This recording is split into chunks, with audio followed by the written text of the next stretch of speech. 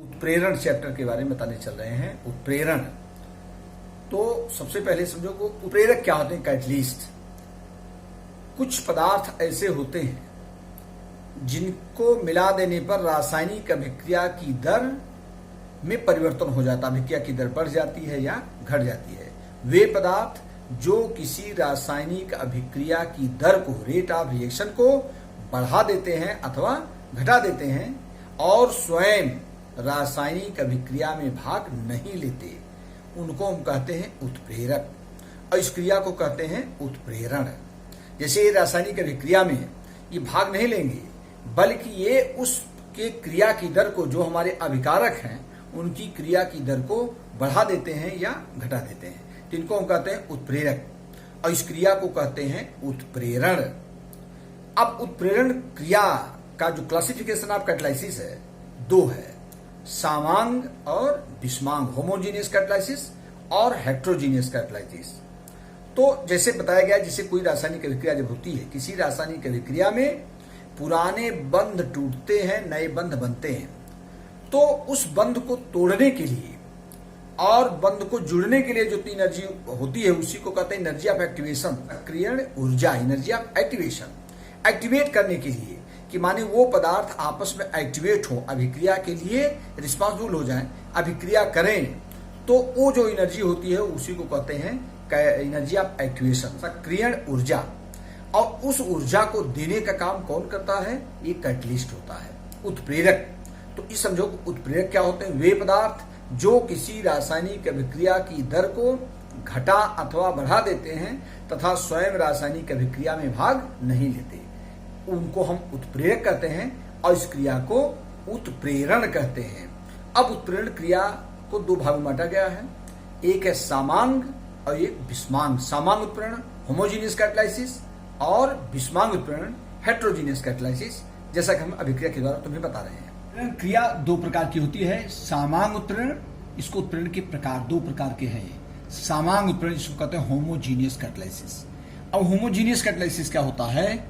वे अभिक्रियाएं जिनमें अभिकारक और उत्प्रेरक दोनों समान अवस्था में होते हैं। Reactant and catalyst both are in same phase, दोनों समान प्रावस्था में होते हैं। मतलब अगर अभिकारक हमारा ठोस में है तो उत्प्रेरक भी ठोस में हो, अभिकारक द्रव है तो उत्प्रेरक भी द्रव में हो, अभिकारक गैस है तो उत्प्रेरक भी गैस अवस्था में हो, माने दोनों सेम अवस्था में है, तो वो अभिक्रिया हमारी कहती है समांग उत्प्रेरण। जैसे रिएक्शन बता दें कि इसमें क्या होता है, जिसमें अभिकारक और उत्प्रेरक दोनों समान अवस्था में हों। फॉर एग्जाम्पल जैसे होता है, जैसे है 2KClO3, 2KClO3 पोटेशियम क्लोरेट है, इसको हम गर्म करते हैं। जब गर्म करेंगे इसको, और किसके प्रेजेंस में गर्म करते हैं? MnO2, मैग्नीज डाइऑक्साइड, ये हमारा उत्प्रेरक है, ये हमारा उत्प्रेरक है। अब जरा ध्यान दो, तो ये हमारा अभी बनेगा 2KCl+3O2, ये हमारे ऑक्सीजन गैस की लेबोरेटरी मेथड है, प्रयोगशाला विधि है। तो इसमें देखो ये हमारा जो है ये ठोस है, सॉलिड स्टेट में, ये सॉलिड है, और ये भी हमारा ठोस है। इसको ध्यान दीजिए, तो ये भी हमारा ठोस अवस्था में है और ये हमारा ठोस अवस्था में है। जैसे ये हमारा है ठोस अवस्था, और ये हमारा उत्प्रेरक जो है ये भी हमारा क्या है? ठोस है, ये भी ठोस है। जरा ध्यान दो पहले, तो ये सॉलिड है, ये भी सॉलिड है। तो इस प्रकार से ये जो हमारा है, तो दोनों देखो सेम अवस्था में है, तो ये हमारा होगा समांग उत्प्रेरण। या जैसे होता हमारा 2SO2 plus O2 in presence of NO, ये जैसे है, माने ये हमारे दोनों गैस है, ये भी गैस अवस्था में है, तो हमारा हो जाएगा 2SO3। तो इस प्रकार से अगर हमारा सेम फेज में है, तो इस प्रकार से ये हमारा जैसे ये गैस है, ये भी गैस है, जैसे ये गैस और ये भी गैस है, और ये भी हमारा जो है क्या है? ये भी गैस है। तो इस प्रकार से अगर हमारे उत्प्रेरक, अभिकारक, रिएक्टेंट और कैटलिस्ट उत्प्रेरक दोनों समान अवस्था में होते हैं, तो ये समांग उत्प्रेरण होता है। अब बताने चल रहे हैं विषमांग उत्प्रेरण। अब दूसरा है विषमांग उत्प्रेरण, जिसको कहते हैं हेट्रोजीनियस कैटालिसिस। हेट्रोजीनियस कैटालिसिस में क्या होता है? इसी का अपोजिट, जिसमें अभिकारक और उत्प्रेरक दोनों अलग अलग अवस्थाओं में हों। जैसे इसमें क्या बताया, जैसे हमारा है ठोस, और ये भी हमारा ठोस है, सॉलिड है, ये भी सॉलिड है। ये दोनों गैस अभिकार रिएक्टेंट हमारे गैस है, ये भी गैस है। तो इस प्रकार से ये तो हमारा होगा समांग उत्प्रेरण, जिसमें अभिकारक और उत्प्रेरक दोनों अलग अलग अवस्थाओं में हों। जैसे हमारा है N2 plus 3H2 have a process ammonia, देखो N2 plus 3H2 in presence of, ये हमारा क्या बनता है Fe। Fe हमारा क्या है, अब जरा ध्यान दो, ये हमारा बन जाएगा 2NH3। अब जरा ध्यान दो, तो ये हमारा ये गैस है, नाइट्रोजन गैस है, ये हाइड्रोजन गैस है, ये हमारे दो एक गैस अवस्था में है, ये दोनों गैस हैं, और ये भी हमारा क्या है, ठोस है। तो इस प्रकार से जिसमें अभिकारक और उत्प्रेरक अलग अलग अवस्थाओं में होते हैं, तो इस क्रिया को कहते हैं विषमांग उत्प्रेरण। तो इस प्रकार से तमाम ऐसे रिएक्शन मिलेंगे जिसमें हमारे रिएक्टेंट, इतने जान लो, reactant product, reactant and catalyst both are in same phase, तो then reaction is called homogeneous catalysis. उत्प्रेरक को हम इनका क्लासिफिकेशन कैसे करते हैं, क्लासिफिकेशन इनके उत्प्रेरक के गुणों के आधार पर इनका जो क्लासिफिकेशन किया गया है वो 4 प्रकार के होते हैं। क्लासिफिकेशन इसको कहते हैं उत्प्रेरक का वर्गीकरण, क्लासिफिकेशन ऑफ कैटलिस्ट। अब कैसे इनको कई भाग में बांटते हैं, जैसे एक हमारा होता है धनात्मक उत्प्रेरक, एक होता है धनात्मक उत्प्रेरक, दूसरा होता है ऋणात्मक उत्प्रेरक, थर्ड हमारा होता है स्व उत्प्रेरक, स्व हमारा होता है प्रेरित उत्प्रेरक। इस प्रकार से ये तो 2 वर्ग में बांट दिया गया इनको हम। ये जो हमारे 2 प्रकार के हैं, समांग और विषमांग, और उसके उत्प्रेरण क्रिया के प्रकार हैं।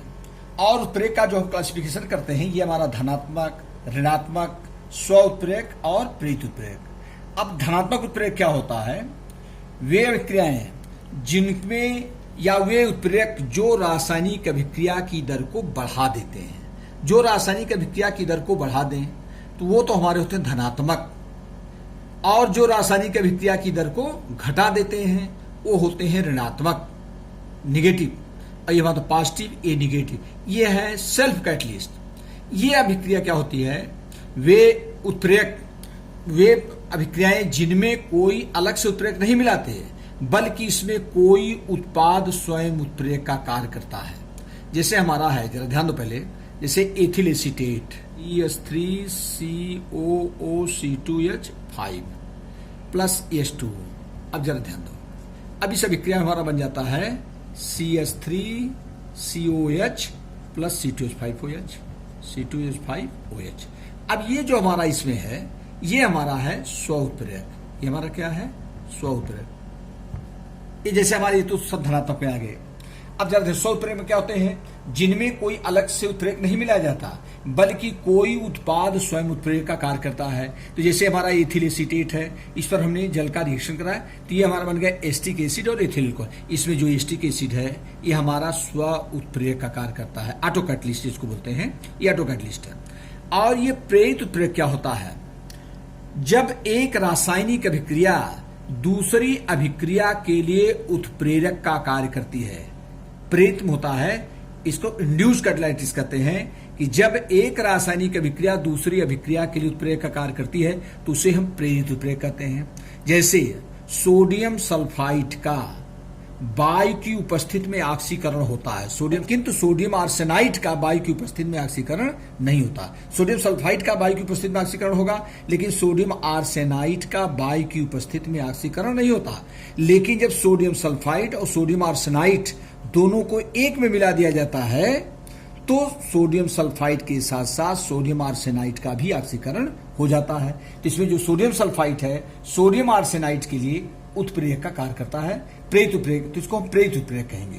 तो इस प्रकार से ये उत्प्रेरक को हम बांटे हैं वर्गीकरण क्लास में, कि कौन अभिक्रिया की दर को बढ़ा देते हैं, कौन घटा देते हैं, और किसमें उत्प्रेरक नहीं मिलाते, कोई उत्पाद उत्प्रेरक का काम करता है, और जिसमें अभिक्रिया ही एक दूसरे के लिए उत्प्रेरक का कार्य करती है। तो ये 4 प्रकार के हो गए, धनात्मक, ऋणात्मक, स्व उत्प्रेरक और प्रेरित उत्प्रेरक। तो इस प्रकार से है, और मेन इसका 2 क्लासिफिकेशन है।